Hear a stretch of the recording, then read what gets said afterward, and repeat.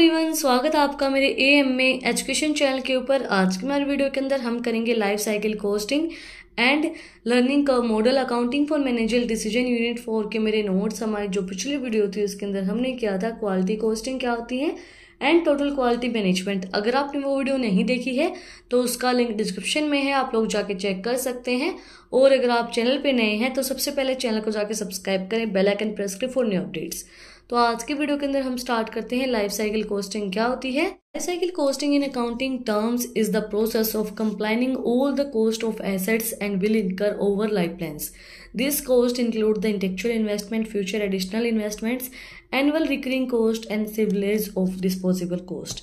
Life cycle costing cost को identify करने में हेल्प करती है कि हमारी life cycle cost analysis identify करती है सारे टाइप की कॉस्ट जो बिजनेस में हमने सोची नहीं थी इंटेलेक्चुअल स्टेज के अंदर।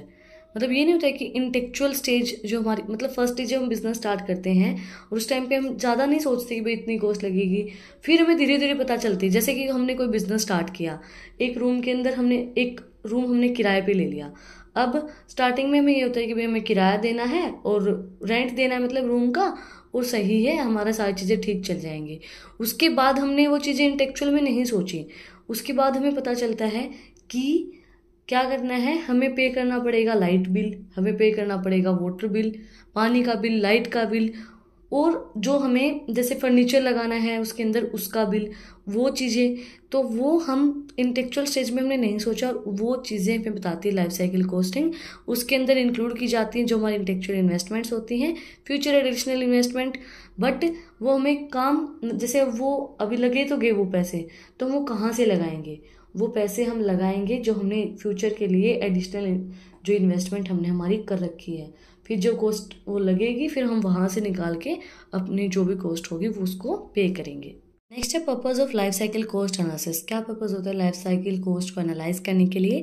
Firstly cost identification. The purpose of life cycle cost analysis is to identify all types of cost that a business may not think in the intellectual stage. इसके अंदर वो सब एनालिसिस होता है जो बिजनेस एक इंटेलेक्चुअल स्टेज के अंदर नहीं सोचता है कि ये कॉस्ट हमें पे करनी पड़ सकती है। Business might to be tempt with the luxury offers without realising that over time the cost and surpass the offers pretty quickly. वो सबसे पहले क्या करते हैं, लग्जरी जो भी उनके ऑफर होते हैं विदाउट रिलीजिंग इन टाइम वो सरपास कर देता है सारे जो ऑफर्स होते हैं उनको क्विकली।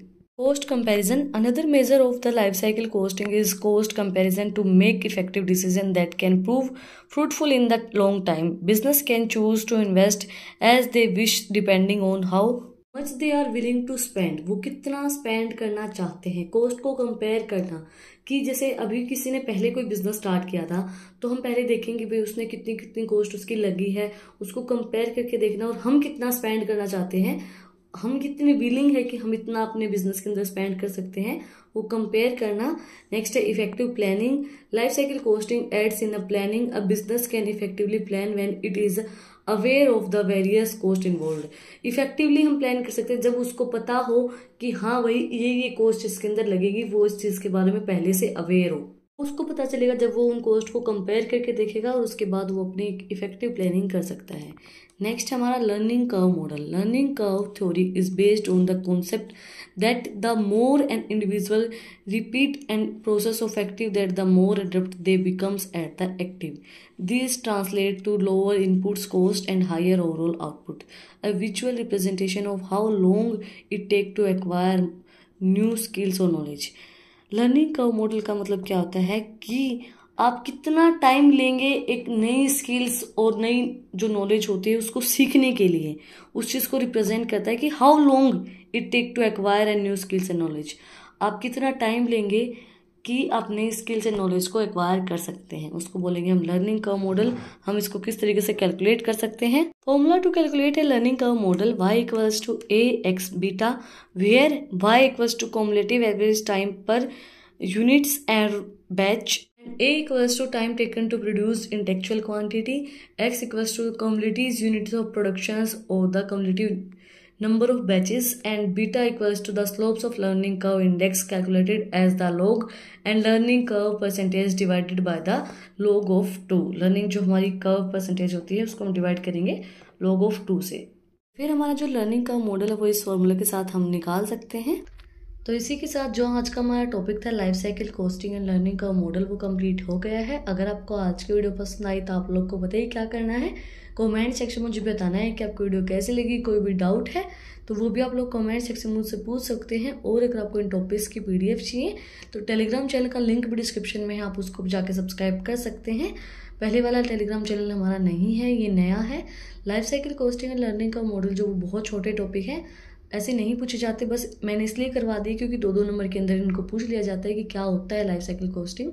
तो ज़्यादा इंपॉर्टेंट नहीं है, इतना ही इनफ है आप लोगों के लिए। फिर मिलते हैं एक नई वीडियो के साथ, एक नए टॉपिक के साथ। Like share and subscribe my channel. Thank you for watching my video.